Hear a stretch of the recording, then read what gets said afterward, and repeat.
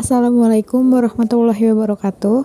Saya Tria Juhandayani dari Prodi Pendidikan Ekonomi dengan NIM 1872150052. Pada kesempatan kali ini saya akan menjelaskan sedikit tentang pajak penghasilan pasal 21 untuk memenuhi tugas ujian akhir semester mata kuliah Ekonomi Publik dengan dosen pengampu Ibu Nadia Rista SPD MPDE. Yang pertama yaitu pengertian PPH. PPH pasal 21 adalah pemotongan atas penghasilan yang dibayarkan kepada orang pribadi sehubungan dengan pekerjaan, jabatan, jasa, dan kegiatan. Selanjutnya, berapa tarif PPH pasal 21 di tahun 2022? Jika sebelumnya mereka dikenakan dua lapisan tarif PPH 21 yaitu 5% dan 15%, maka mulai tahun 2022 ini mereka hanya dikenakan satu tarif yaitu sebesar 5%. Selanjutnya yaitu cara menghitung PPH 21. Dika bekerja di PT Maju Sejahtera dengan gaji sebesar 15 juta per bulan dengan biaya jabatan 5%. Dika sudah menikah namun belum memiliki anak, tetapi ia menanggung biaya hidup adiknya yang masih sekolah dan serumah dengannya. Jumlah PPH yang harus dibayarkan oleh Dika dalam 1 tahun adalah. Nah, sebelum kalian menjawab, kalian harus tahu biaya jabatan maksimal yaitu 500.000 per bulan atau setara dengan 6 juta per tahun. Selanjutnya kita cari gaji bersih dari si Dika.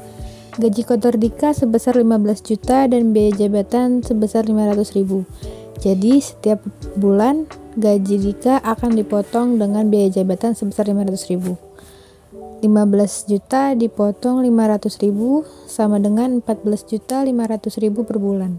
Selanjutnya, untuk mencari PPH 21, kita harus mencari gaji bersih Dika per tahun. 14.500 dikali 12 bulan yaitu 174 juta per tahun. Nah, sebelum itu, kalian lihat dulu status Dika yang akan digunakan untuk menghitung PTKP tanggungan atau penghasilan tidak kena pajak. Dika membiayai adiknya.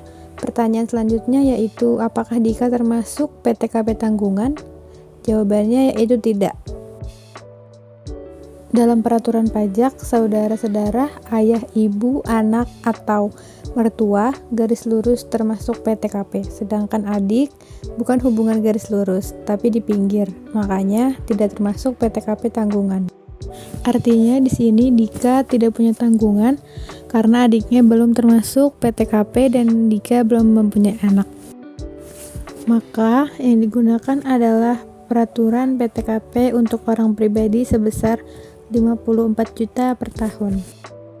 Jadi, gaji bersih Dika per tahun sebesar 174 juta sudah dikurangi dan wajib pajak untuk orang pribadi sebesar 54 juta per tahun.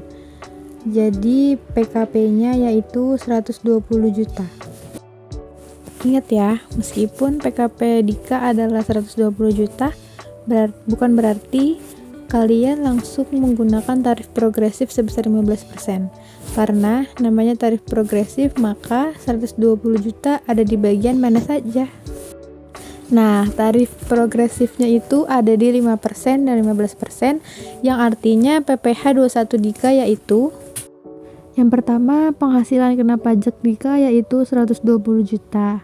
Selanjutnya 5% dikali 50 juta sama dengan 2.500.000. Selanjutnya 15% dikali 70 juta sama dengan 10.500.000. Jadi 2.500.000 ditambah 10.500.000 sama dengan 13 juta. Jadi PPH 21 yang harus dibayarkan oleh Dika setiap tahunnya yaitu sebesar 13 juta. Mungkin itu saja yang bisa saya sampaikan dalam materi ini. Kurang lebihnya mohon maaf. Wassalamualaikum warahmatullahi wabarakatuh.